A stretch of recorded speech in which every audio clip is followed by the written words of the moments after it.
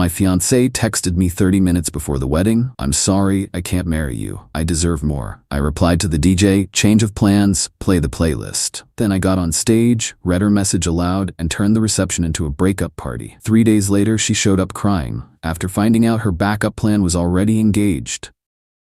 I never thought I'd be the guy with the wedding disaster story.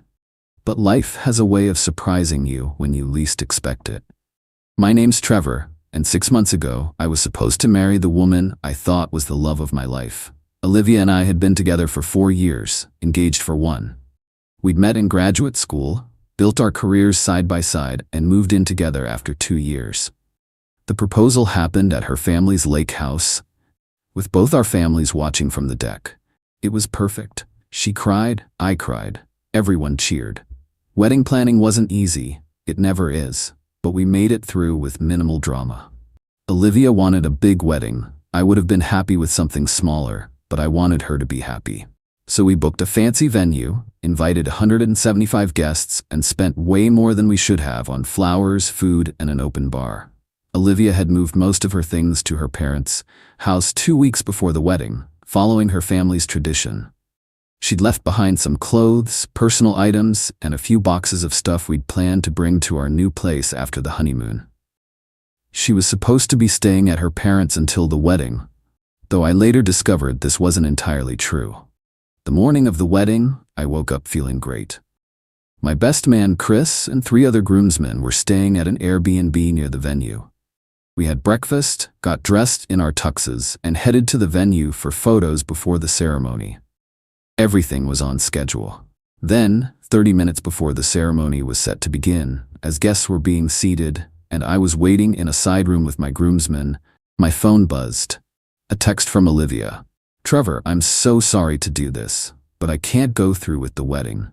These past few weeks have made me realize I deserve more than what we have.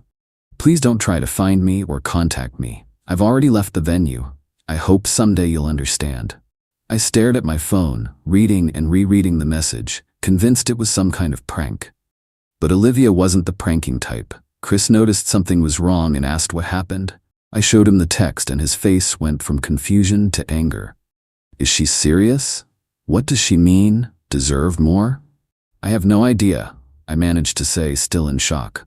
Call her maid of honor, see if Olivia's actually gone. He did. Lauren, the maid of honor, answered in tears. Confirmed Olivia had indeed fled the venue about 20 minutes earlier. Hadn't explained anything to anyone, just grabbed her purse and phone and left. Her wedding dress was still hanging in the bridal suite. The wedding planner knocked on our door, wondering if we were ready to start. I showed her the text. To her credit, she didn't freak out. Instead, she asked what I wanted to do. What did I want to do? My fiancé had just ditched me at the altar with a cold text message. My first instinct was to hide in that room forever. My second was to run after Olivia and demand an explanation. But neither of those options felt right. Then I had a thought. We've already paid for everything, right? The venue, the food, the alcohol? Yes, the planner confirmed. Everything's been paid in full. And all our friends and family are here? They are. I looked at Chris, then back at the planner. Then let's have a party. Chris raised his eyebrows. What kind of party? A my fiancé just dumped me party. Tell the DJ to switch to the party playlist we made for after dinner, and tell the bartenders to start pouring. The wedding planner hesitated. I should check with the venue manager about changing the nature of the event. There might be contract issues. Please do, I said.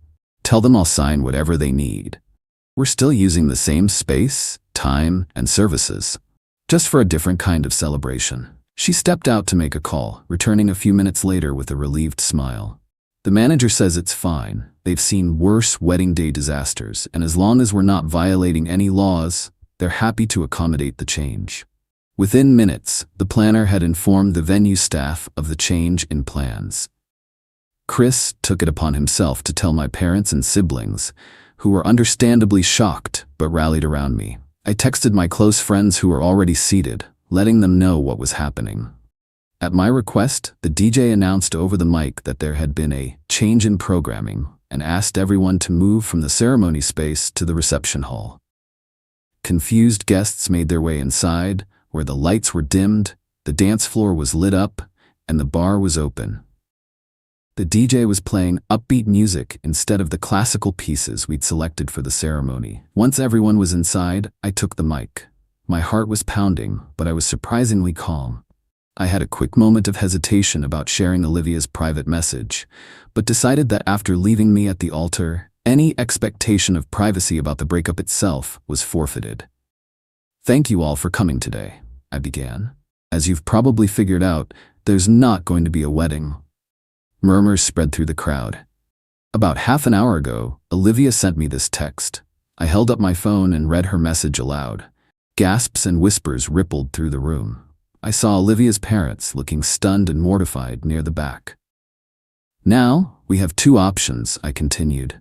"We can all go home sad and confused, or we can take advantage of this beautiful venue, delicious food, and open bar that's already paid for, and have ourselves a party. I vote for the party." There was a moment of silence, then Chris started clapping. My college roommate whooped from somewhere in the crowd. Gradually, the applause built. I saw my mom wiping away tears but smiling. Olivia's parents slipped out the back door. I couldn't blame them. "DJ, crank it up," I said, handing back the mic. The music got louder, and people actually started dancing. The catering staff, after a nod from the wedding planner, began serving the cocktail hour appetizers. The bartenders poured with a heavy hand. What followed was one of the strangest, most cathartic nights of my life. My friends and family surrounded me with support, alternating between letting me vent, making me laugh, and dragging me onto the dance floor. Even some of Olivia's friends, who'd chosen to stay, came up to express their shock and support. Not everyone embraced the impromptu celebration, of course. About a quarter of the guests, mostly older relatives and a few of Olivia's family friends, quietly left after offering condolences. I understood completely. A breakup party isn't everyone's idea of an appropriate response, but those who stayed seemed determined to make the best of an awful situation. The party lasted until midnight. We ate the wedding dinner, though the seating chart was abandoned. We drank all the alcohol. Someone convinced the DJ to play "I Will Survive," and the entire dance floor sang along at the top of their lungs. My dad, who never dances, did the electric slide. My teenage cousins taught my 80-year-old grandmother how to dab. Throughout the night, I kept checking my phone, half expecting Olivia to text again with an explanation. But there was nothing. The next morning, I woke up with a pounding headache in my own apartment. Chris had crashed on my couch to make sure I was okay. I had dozens of messages from wedding guests telling me how sorry they were, but also what a great time they'd had at the breakup party. I spent the day in a daze, fielding calls from concerned relatives and friends. I still hadn't heard from Olivia. Her social media accounts had gone quiet. None of our mutual friends knew where she was. By the second day, I'd moved from shock to anger. I boxed up all of Olivia's things from our apartment, which she'd moved out of 2 weeks before the wedding to stay with her parents, a traditional thing her family insisted on. I arranged with her sister to have them picked up. I canceled our honeymoon and got most of my money back. I drank too much whiskey and fell asleep watching mindless TV. On the third day after the non-wedding, my doorbell rang around 7 p.m. When I opened the door, there stood Olivia, her eyes red and puffy from crying, wearing the same kind of oversized sweater and leggings she always wore when she was upset. "Can I come in?" she asked in a small voice. Part of me wanted to slam the door in her face, but another part needed answers. So I stepped aside, letting her enter the apartment we'd shared for 2 years. She sat on the edge of the couch, perched like she might flee at any moment. I remained standing. "I'm sorry," she began, fresh tears welling up. "I handled everything so badly." "You think?" I replied, my voice surprisingly steady. "You left me at the altar with a text message, Olivia. A text message." I know it was awful." I panicked. "Why? What happened? What did you mean you deserve more?" She looked down at her hands. "It's complicated. I've got time." She took a deep breath. "Do you remember Eric from my office?" Eric, the new marketing director who'd started at Olivia's company about 6 months earlier. She'd mentioned him a few times, always professionally. "Vaguely," I said, a sinking feeling in my stomach. "We got close over the last few months. Just as friends at first, but there was a connection." She twisted her hands together. He understood me in ways I felt you never did. He was exciting and ambitious and you were having an affair, I finished flatly. Not physically. She protested quickly. Not until, well, the night before the wedding. The night she'd spent at her parents' house, or so I thought. So you cheated on me, then dumped me half an hour before our wedding because, what, Eric was your exciting backup plan? She flinched at my tone, but didn't deny it. He told me he had feelings for me, said I was settling by marrying you, that I deserved someone who could match my ambition, my energy.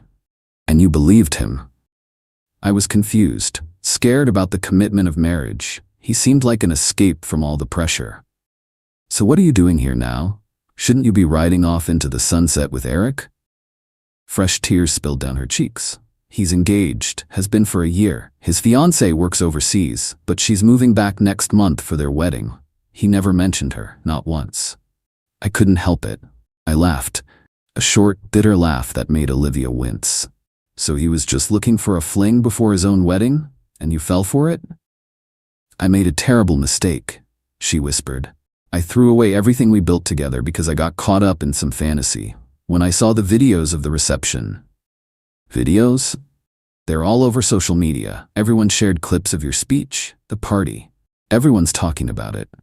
She pulled out her phone, showing me a TikTok someone had posted of me making my announcement, followed by the dance party that erupted later. It had over 100,000 views. Great, I muttered. I'm viral. You looked so strong, so in control. Meanwhile, I was hiding in a hotel room, waiting for Eric, who never showed up. When I finally reached him yesterday, he told me the truth about his fiancée, said he was sorry for the misunderstanding, but thought I knew it was just casual. I felt a strange mix of emotions. Vindication that Olivia had gotten her comeuppance, sadness for the relationship I'd lost, and an odd sense of pride that I'd handled the catastrophe with some dignity. What do you want from me, Olivia? I asked. Forgiveness? A second chance? I don't know, she admitted. Maybe both? I know I don't deserve either. But I still love you, Trevor. I made a horrible mistake, but our 4 years together had to mean something. I considered her words carefully. Part of me still loved her too. You don't just switch off 4 years of feelings. But the trust was shattered. The image of her was forever altered. You're right about one thing, I said finally. You don't deserve either. You didn't just make a mistake. You made a series of deliberate choices that culminated in humiliating me on what should have been the happiest day of our lives. And for what? For someone who was using you just like you used me. That's not fair. No, what's not fair is getting a breakup text 30 minutes before I was supposed to say I do. What's not fair is finding out the person you trusted most was living a double life. What's not fair is you showing up here only after your plan B fell through. She was crying openly now, not bothering to wipe away the tears. So that's it? We're done forever because of one mistake? This wasn't one mistake, Olivia. It was a betrayal of everything we were supposed to stand for, and I deserve more than that. I threw her own words back at her deliberately, watching them hit their mark. Please, Trevor, just give me a chance to make it up to you. I shook my head. I want you to leave. I've already packed your things. Your sister was supposed to pick them up tomorrow. Take them now instead. She looked around, noticing for the first time the stack of boxes by the door. You were already getting rid of me. You got rid of yourself. She stood slowly, her shoulders slumped in defeat. For what it's worth, I really am sorry. And watching those videos, seeing how you turned a nightmare into something positive, it just reminded me of all the reasons I fell in love with you in the first place. Too little too late, I said, though without malice. I was just stating a fact. I helped her carry the boxes to her car in silence. As she got into the driver's seat, she looked up at me one last time. The breakup party looked fun, she said with a sad smile. I wish I'd been there. No, I replied, you don't. Because everyone there knew exactly who you were and what you'd done. At least this way, you got to keep some dignity. I closed her car door and walked back inside without watching her drive away. It's been 6 months since then. The breakup party video did indeed go viral, landing me brief internet fame and even a few spots on morning talk shows. I've gotten hundreds of messages from strangers who experienced similar betrayals, thanking me for showing them a different way to respond to heartbreak. Olivia and I haven't spoken since that night. I heard through mutual friends that she quit her job and moved to another state for a fresh start. Eric got married as planned, though rumors spread through her old office about his behavior. As for me, I'm doing okay. Not great, not terrible, just okay. Some days I still miss the Olivia I thought I knew. Other days I'm grateful for the bullet dodged. The viral fame was weird but faded quickly, for which I'm thankful. If there's a lesson in all this, maybe it's that when life hands you an unexpected catastrophe, sometimes the best response is to crank up the music and dance anyway. It won't fix everything, but it beats the hell out of hiding in a room feeling sorry for yourself. And if your fiancé texts to dump you right before your wedding, well, at least make sure you get your money's worth from the venue.